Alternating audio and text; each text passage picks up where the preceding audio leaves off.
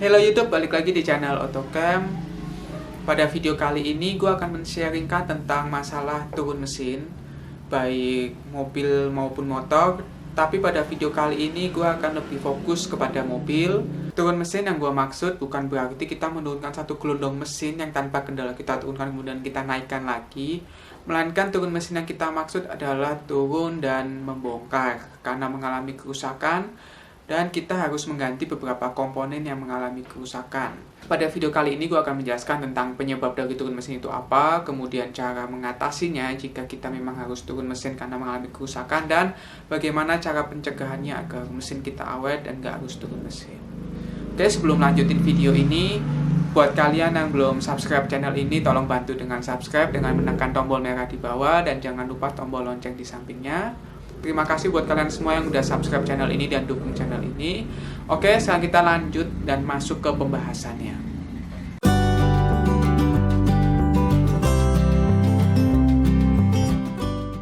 Iya, kita masuk ke pembahasan kita. Yang pertama adalah penyebabnya.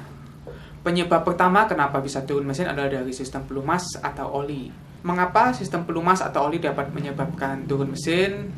Karena sistem pelumas cukuplah berperan cukup penting dalam mesin sebagai pelumas dan mengurangi gesekan pada mesin. Apabila oli yang kita gunakan sudah tidak baik, maka itu akan membuat kondisi mesin kita mengalami kerusakan.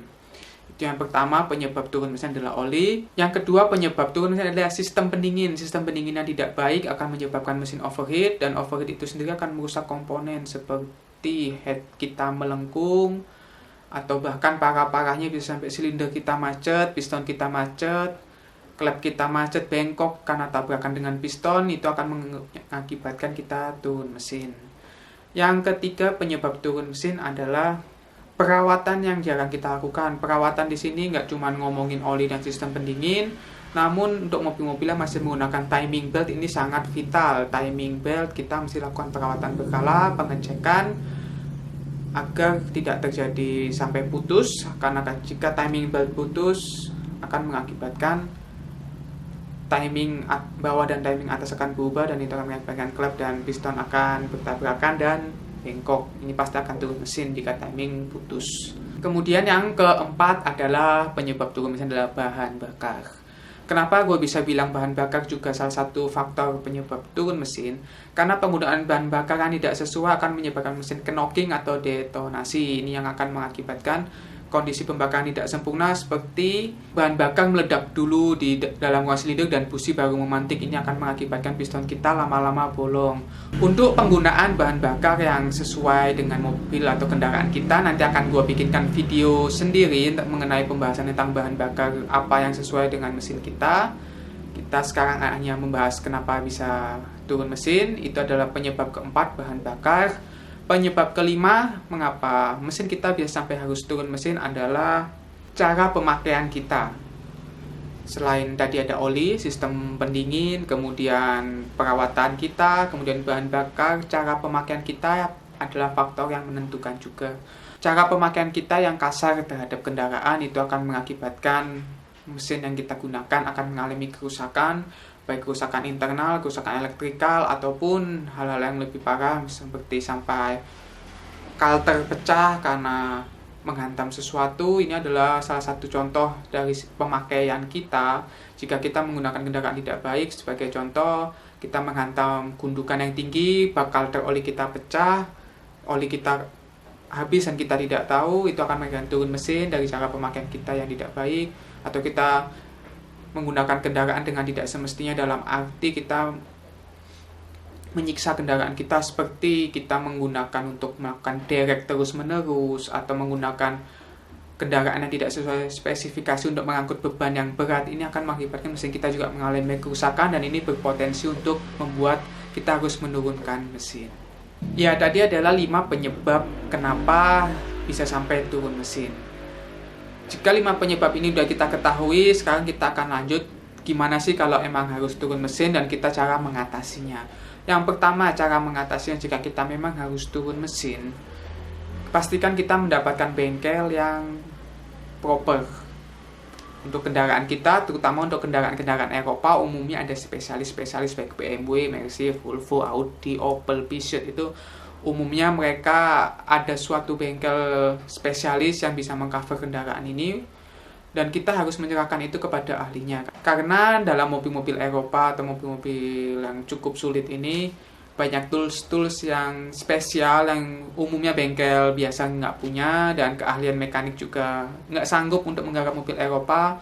Karena udah banyak kejadian mobil Eropa yang turun di bengkel umum, bukannya gua menjelekkan, dan nggak semua juga bengkel umum nggak bisa, banyak juga bengkel umum yang bisa. Di sini hanya sebagai contoh, ada beberapa kasus bahwa menurunkan mesin di bengkel umum untuk kendaraan Eropa saat kembali lagi naik, hasilnya tidak sempurna karena banyak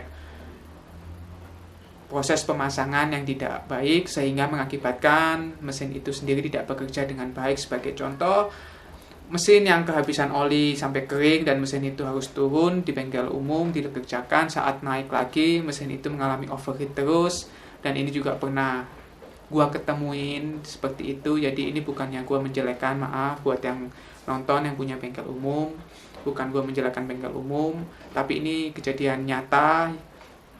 Walaupun nggak semua bengkel umum itu nggak bisa, banyak juga bengkel umum yang bisa menggarap mobil Eropa. Namun ada baiknya jika kita menggunakan mobil Eropa, kita menyerahkan mobil kita kepada spesialisnya, karena di bengkel spesialis yang pertama mereka memiliki scanner, itu yang membantu pekerjaan juga lebih mudah, dan yang kedua kemampuan mekanik jika di bengkel spesialis akan lebih baik karena mereka lebih menguasai suatu merek seperti BMW, Mercy, atau Opel, atau Volvo.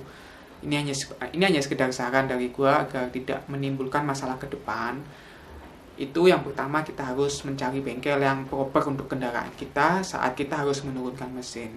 Yang kedua, jangan pernah menggunakan spare part yang nggak asli, karena ini pengaruh sangat vital, terutama di bagian internal mesin, metal jalan, metal luduk, metal bulan, di bagian bearing-bearing internal mesin, pompa oli, kemudian piston, ring piston, seal clamp. Ini usahakan menggunakan komponen atau spare part yang original. Karena jika kita menggunakan spare part yang nggak original atau KW, kepresisiannya tentu tidak sepresisi dengan originalnya. Dan ini akan mengakibatkan salah satunya yang tadi gue bilang, penggunaan spare part yang nggak original saat mesin lagi naik, nyala-nyala cuman overheat terus karena kepresisian metal tidak sesuai. Sehingga kruk as itu muternya berat dan menghasilkan panas tinggi, mengakibatkan mesin yang sebelumnya turun mesin karena kehabisan oli, setelah naik jadi overheat terus. Ini salah satu contohnya. Yang ketiga, jika kita harus menurunkan mesin adalah tentu kita mesti menyiapkan anggaran yang nggak sedikit. Oleh sebab itu, sebisa mungkin kita harus menyediakan anggaran yang cukup banyak, dan saat kita melakukan turun mesin, apapun itu yang rusak, sebisa mungkin jangan diakal-akalin. Usahakan ganti dengan yang baru, dengan barang original, karena mesin ini bekerja cukup presisi, sehingga jika kita seperti poin yang sebelumnya menggunakan barang tidak original akan mengakibatkan kerusakan lagi saat mesin itu naik. Yang keempat, saat emang kita harus turun mesin, penggunaan sealant ini gue wanti-wanti, penggunaan sealant saat harus mensealant packing atau mensealant komponen, pastikan menggunakannya secukupnya. Mengapa gue bilang menggunakan sealant ini juga penting saat kita menurunkan mesin? Karena beberapa kasus ada kejadian penggunaan sealant terlalu banyak. Sebagai contoh, memberikan sealant untuk bak kalter itu terlalu banyak, seperti mengoleskan pasta, sikat gigi saat kita mau menggosok gigi, sangat banyak. Saat kita pasang, otomatis sealant itu akan ada yang bagian yang keluar dan ada bagian yang masuk. Bagian yang keluar oke, nggak apa-apa, itu hanya kotor dan bisa kita bersihkan. Namun bagian yang keluar di bagian dalam mesin ini lama-kelamaan terkikis oleh oli yang panas, sealant ini akan rontok dan efeknya apa? Menyumbat pompa oli di dalam. Jika pompa oli di bak kalter itu tersumbat oleh sealant, otomatis oli nggak naik dan masalah lagi ke depannya, di mana turun mesin lagi. Ya, itu adalah 5 cara untuk mengatasi jika kita memang harus melakukan turun mesin. Tolong diperhatikan dengan baik saat kita harus melakukan turun mesin. Baik, tadi udah kita ngomong masalah penyebab turun mesin, kemudian cara mengatasi. Sekarang kita ke poin terakhir, yaitu mencegah. Poin nomor 3, kita akan ngebahas cara mencegah agar mesin kita setidaknya lebih awet, agar tidak harus turun mesin. Yang pertama, untuk bagian oli. Oli atau sistem pelumas kita mesti rajin ngecek baik penggunaan oli yang harus sesuai dengan spesifikasi, dan kita mesti tahu oli ini sanggup berapa ribu kilometer, oli apa untuk berapa ribu kilometer, dan jangan berpaku kepada buku panduan dealer yang mengatakan 5.000 kilo baru ganti, 10.000 kilo ganti, jika kita menggunakan oli di luar spesifikasi dealer atau di luar oli dealer. Karena jika kita menggunakan oli di luar spesifikasi dealer, di luar merek yang dealer berikan, tentu itu akan memberikan perlakuan yang berbeda. Selain itu kita harus terus mengecek volume oli, jangan sampai kurang. Kemudian filter oli juga lebih baik diganti tiap kali mengganti oli. Ini bertujuan untuk sisa-sisa kotoran agar tidak menumpuk di filter dan menyebabkan sirkulasi oli menurun. Itu yang pertama.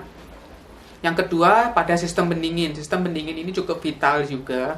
Jika kita mengalami kerusakan di sistem pendingin, minimal kita mesti turun mesin setengah, seperti gambar ini, turun mesin setengah.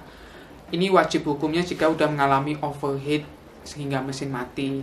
Pada kejadian ini, overheatnya, klepnya bengkok dan rocker armnya patah karena overheat.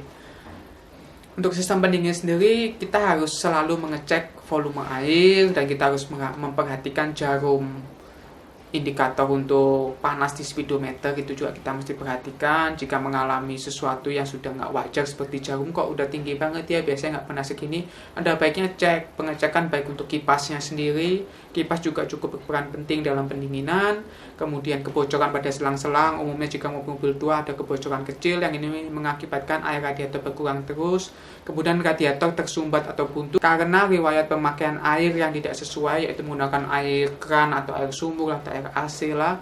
Sebenarnya kita harus menggunakan coolant supaya menghindari korosi, menghindari penumpukan kotoran, karena sejernih-jernihnya air tetap aja ada kotorannya. Ini akan mengakibatkan kerak juga dan karat, itu namanya air.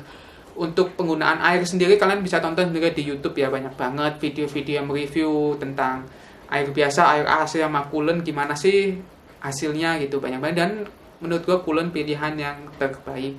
Kemudian yang ketiga, termostatnya. Perhatikan juga termostat yang nggak ngebuka kan mengakibatkan mesin itu overheat, itu udah pasti, karena saat termostat nggak kebuka, sirkulasi air berhenti dan itu akan mengakibatkan panas berlebih di bagian head cylinder, dan itu pasti akan mengakibatkan overheat yang ujung-ujungnya turun mesin.